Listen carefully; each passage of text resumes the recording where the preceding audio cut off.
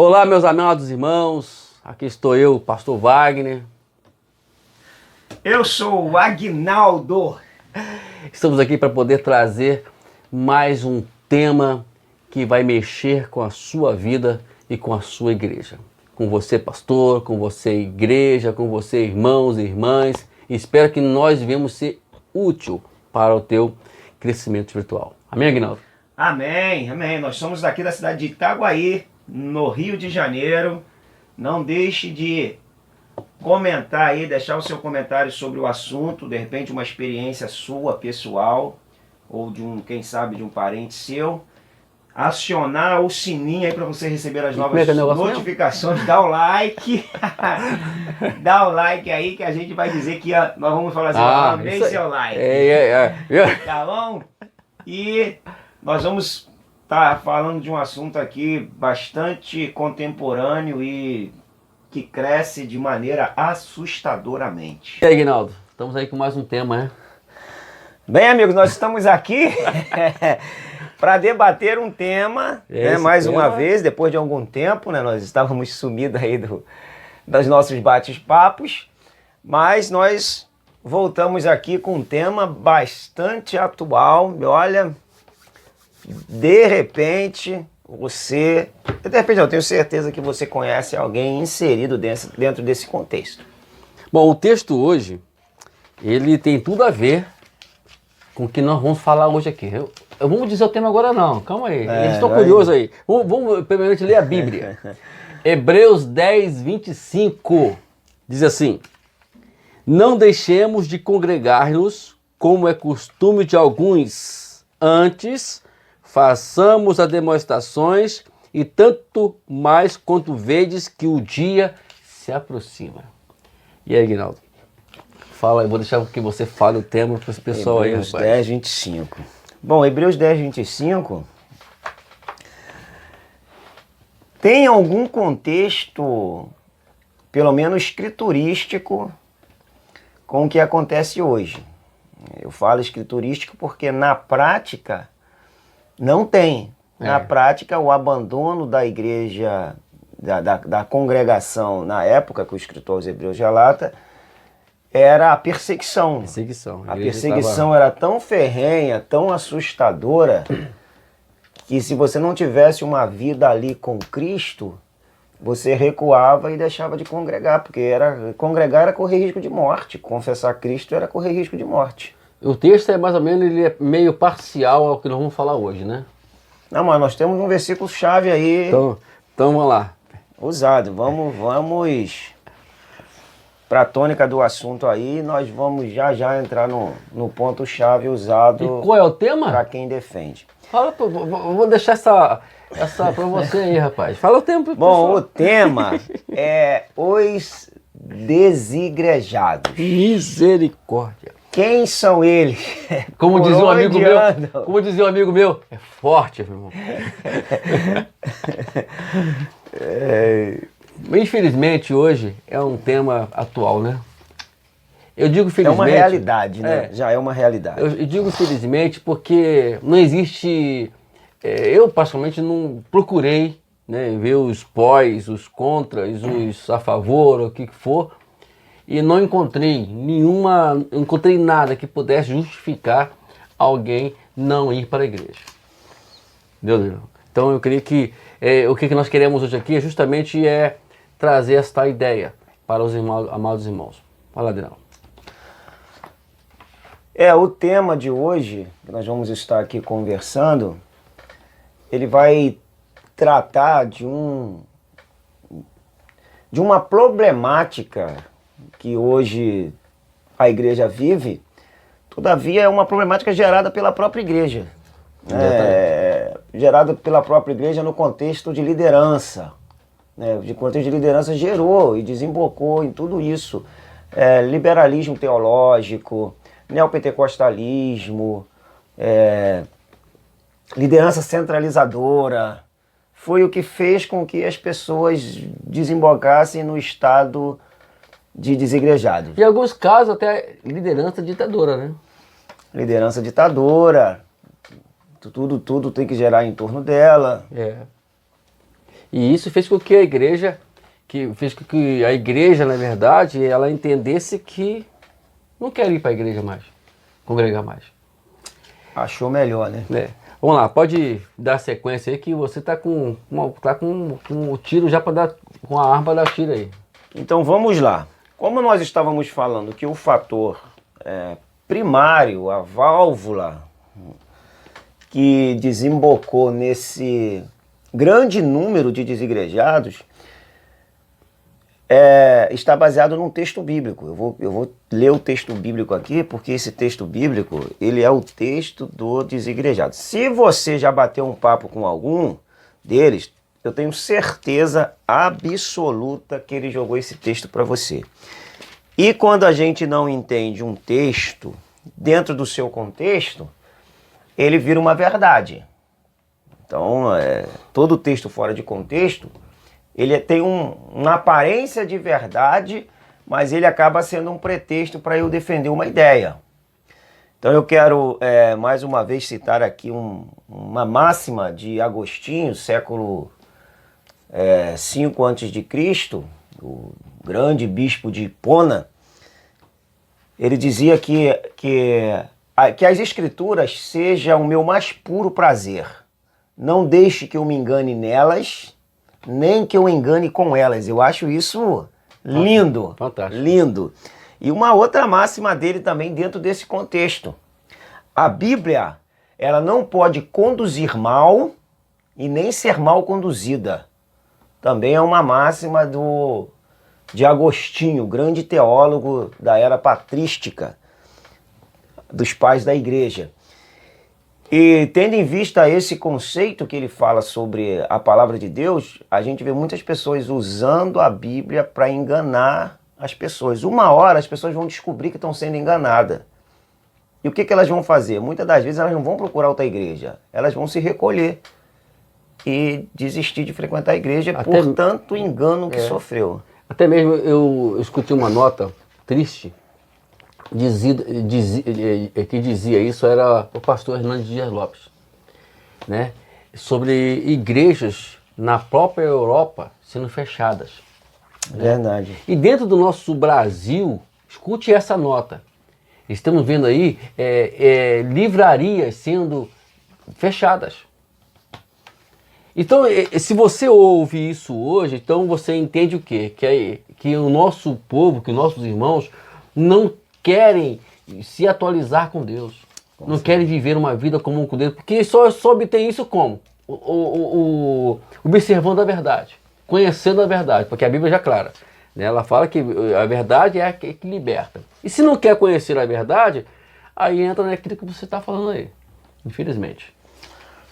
Vamos ler um texto aqui, que é Mateus capítulo 23, versículo 8, que diz assim: Vós, porém, não sereis chamados mestres, porque um só é vosso mestre, e vós todos sois irmãos. Esse é um texto. E ninguém sobre a terra chameis vosso Pai, porque só um é vosso Pai, aquele que está nos céus. Nem sereis chamados guias, porque um só é vosso guia, o Cristo. Mas o maior dentre vós será vosso servo. Quem a si mesmo se exaltar será humilhado, e quem a si mesmo se humilhar será exaltado. O texto básico deles é esse. Você pode bater o papo que eles vão falar assim, ó. São todos irmãos. Não tem pastor, não tem superior, somos todos irmãos. Não tem mestre, somos todos irmãos. Essa é a temática base deles. Se você já conversou com algum, eu tenho certeza absoluta que esse texto foi o texto usado dentro do seu contexto, porque ele está fazendo aqui, na verdade, uma observação dos fariseus. Tanto que ele fala só, quem quiser ser o maior, que seja vosso servo. Então, quando você tem uma liderança, que por ela ter um cargo maior, ela ao invés de servir, se serve, desemboca nisso aqui, num princípio farisaico. A liderança de Jesus, que Jesus deixou inserida no texto, está explícito, é que o maior serve o menor. Verdade. É que quanto maior for o seu cargo, o seu ofício na igreja, maior é o seu serviço. O que mede a sua liderança não é quantos estão te servindo, é quantos você está servindo. Então aí quebra isso aqui. Ele está dando um ensino aqui para os fariseus que se achavam que eram superiores, que se achavam que era melhor, que eram os mestres. Aí Jesus está pisando no freio para eles. E desembocou com o texto básico do desigrejado. Aí a gente vê, ó, é ou não é o princípio, a mola propulsora é a liderança das igrejas. E também tem outro texto também, né, Aguinaldo, que... Toma uma aguinha. É. Toma água e água é vida. Tem outro texto também que eles também gostam de usar, que é o capítulo 18 de Mateus, quando fala que se tiver 2 ou 3 reunidos em meu nome, ele estará no nosso meio. Aí eles começam a usar esse texto para dar uma desculpa, dizendo, meu amigo, para que ficar a igreja? Jesus falou que se tiver 2 ou 3 ele está no nosso meio, para que eu vou ter que estar na igreja? Só que eles esqueceram que também o contexto não tem nada a ver com o texto. Nada a ver, nada a ver, nada a ver. Não tem nada a ver com isso. Perdão. É, exatamente. Então, gente, nós vimos aí, é que infelizmente, como nós já podemos ver de início aqui, que não temos base, não existe base para que alguém venha dizer, né, que venham chamar, eu uso antigamente, não sei se vocês lembram disso, do Cristo em Casa, né? As pessoas querem ficar em casa e não querem ir para a igreja. Agora, não sei se a gente vai poder entrar nisso agora, sobre o que isso pode quebrar de princípio bíblico. Ou você quer deixar isso para mais tarde um pouquinho? Vamos deixar para mais tarde. Tudo bem. Tem que ver nosso tempo aí, né? Vai lá, então prossegue. Senão a gente vai para a segunda. Por exemplo, nós temos aí uma estatística do IBGE, ó. Vou estar usando aqui esse livro aqui, Desigrejados. Ó, Desigrejados, de Hidauro Campos. Ele dá uma estatística que, segundo o IBGE, essa é uma estatística de 2010. Nós tínhamos no Brasil 4 milhões de desigrejados. Ou seja, a estatística para evangélicos girava em torno de 55 mil evangélicos no Brasil. Isso, praticantes e não praticantes. Bom, se a gente tem, e segundo a revista Enfoque, nós temos 10 milhões de desigrejados. Esse é um dado do IBGE de 2010. A revista Enfoque já trouxe que nós temos 10 milhões de desigrejados. E hoje são 21, né? Quer dizer, 11 anos depois deve ter muito mais ainda. Então vamos tratar disso. 55 milhões de evangélicos menos 10 milhões são 45 milhões. Nós temos 45 milhões de evangélicos praticantes e não praticantes. O que de repente vai desembocar aí talvez em que? Em 20 milhões de evangélicos praticantes. Pode ser? Aí explica por que hoje vivemos num país onde as trevas imperam. A corrupção impera. Exatamente. E muitos evangélicos estão inseridos no contexto da corrupção. Preso, era um membro, era o irmão, e o irmão foi parar na cadeia com provas incontestáveis de que ele estava envolvido em corrupção. Lamentável. É uma fraqueza da igreja evangélica brasileira. Exatamente. E justamente essas pessoas são as que também estão dentro dessa estatística de desigrejados. Também.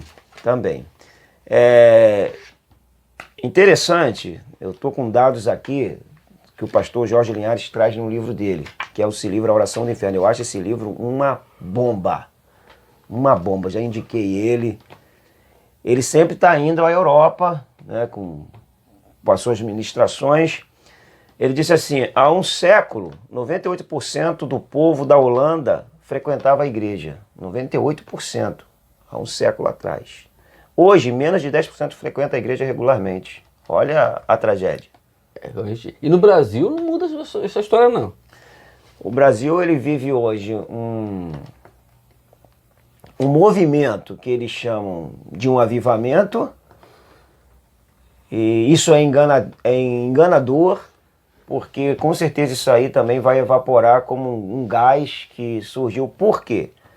Porque falta palavra, canta-se muito, e muito cântico fora do contexto bíblico, a gente não quer nem saber, a gente quer cantar. E isso amanhã, isso vai pesar na balança contra a gente. Com certeza. Vai pesar na balança contra a gente. A gente tem que tomar muito cuidado com os cânticos que a gente ouve hoje.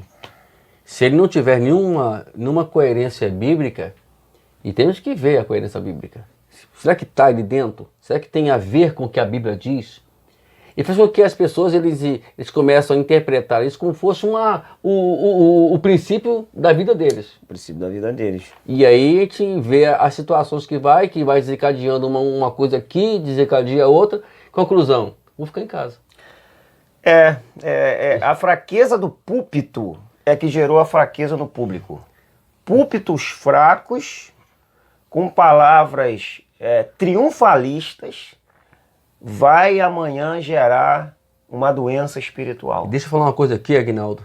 Eu queria também que os meus amados irmãos, eu não estou aqui falando contra os coaches, entendeu? Mas que temos que tomar muito cuidado que é uma com essa palestra, evangélico, né? essa palestra de coach. Porque o que acontece? Quando você vai para um seminário de coach, o que eles fazem? Eles alimentam uma ideia que faz com que eu vou ser vencedor de qualquer maneira.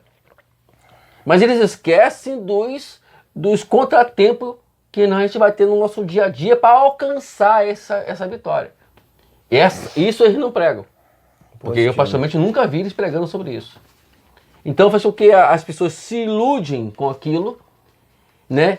Aí acontece que eu não vou conseguir, é claro, porque eu não tenho respaldo bíblico para isso. E acontece o quê? Eu vou ficar em casa, porque eu não consegui ver vitória. Então me falaram que eu ia conseguir, eu não consegui, e aí também eu creio que seja um dos obstáculos também, ou uma das razões que faz com que as pessoas fiquem em casa. É muita ilusão, né? É muita ilusão. Te coloca, são modelos de pregações que coloca você num patamar espiritual como se você fosse um semideus. Isso aí. Que não pode tocar em você, que não pode... Bom, se a gente pegar a história da igreja, quebra isso tudo. Não precisa nem pegar a Bíblia. Os imperadores romanos mataram crentes e viviam. Nero, Domiciano e tantos outros, Diocleciano. O que falar de Adolf Hitler, que matou mais de 6 milhões de judeus? E pensa bem uma mensagem triunfalista naquela época, onde Deus vai ferir quem te mexer com você.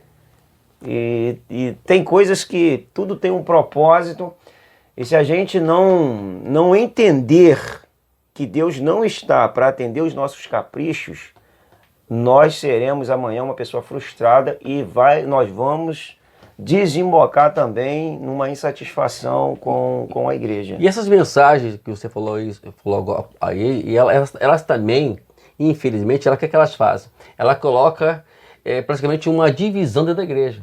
Por quê?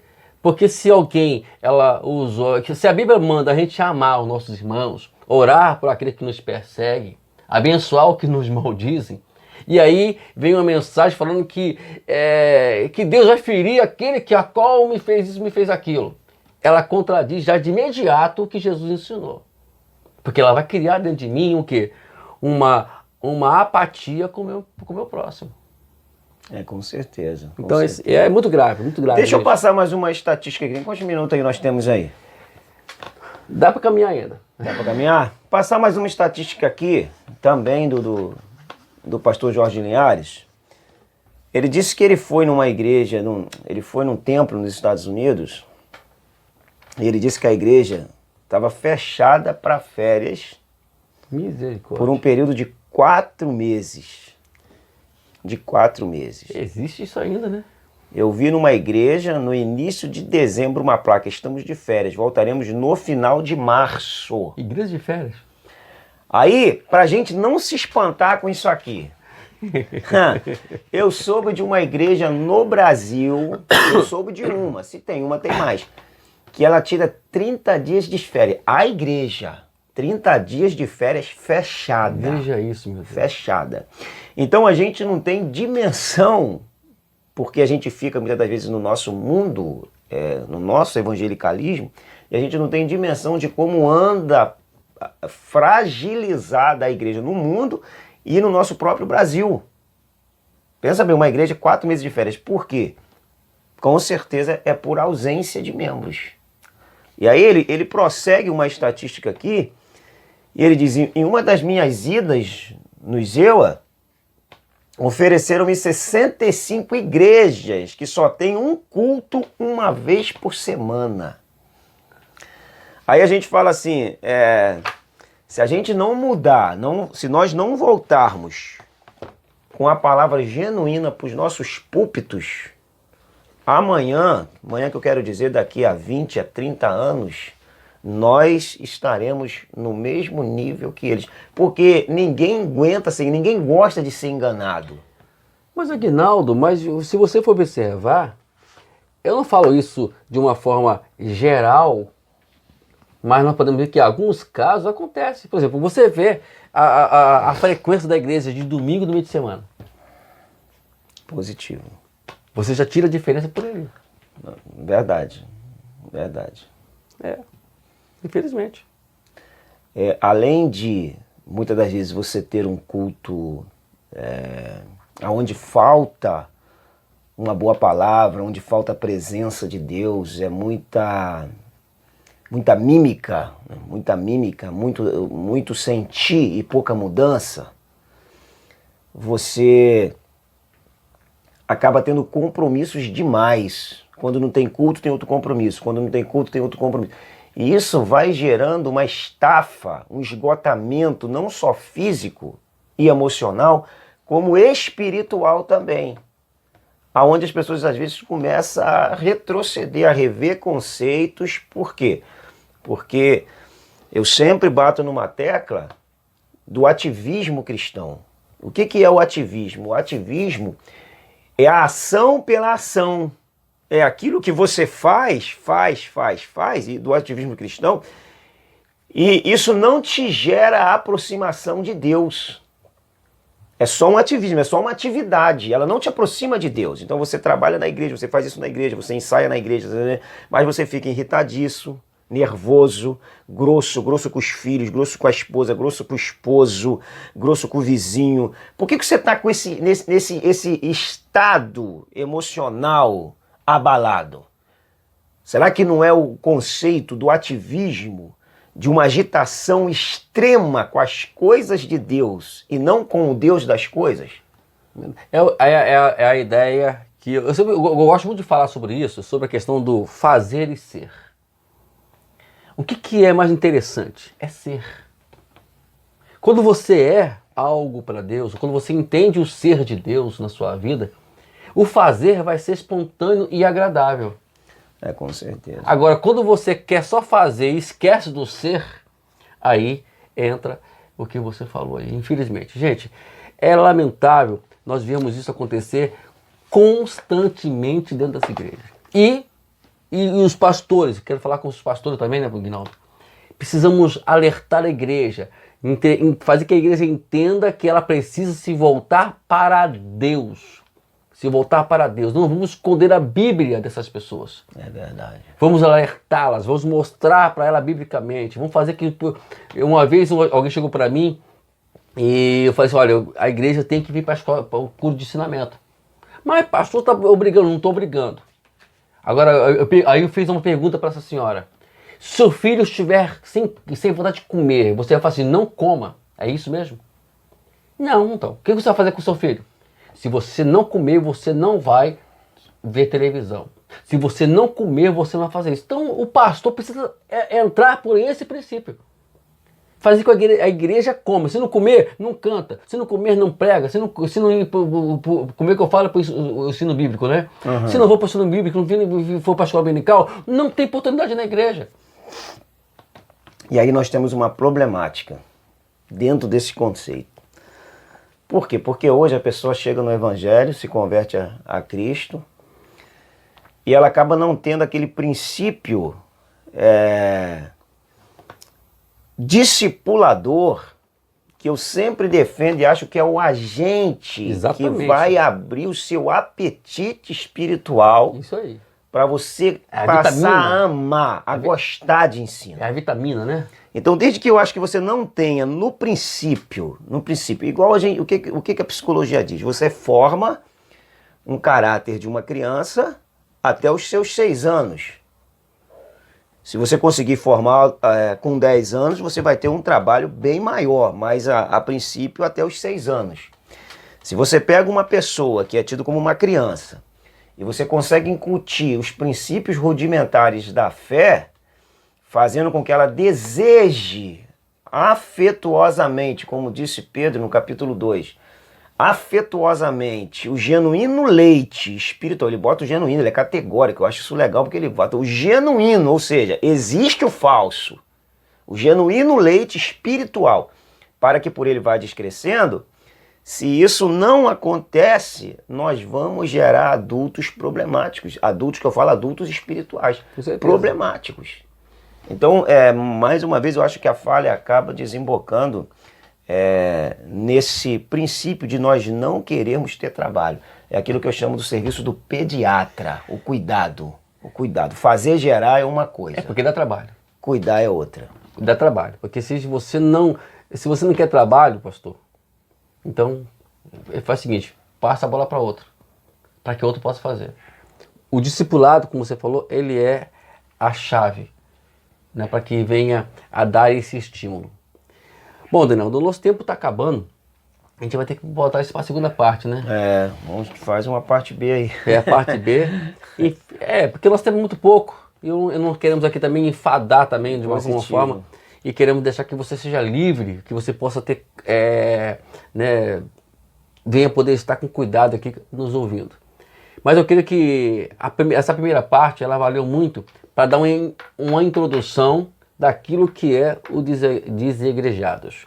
Que se nós não acordarmos, a gente vai ficar com as igrejas vazias e as lives aí.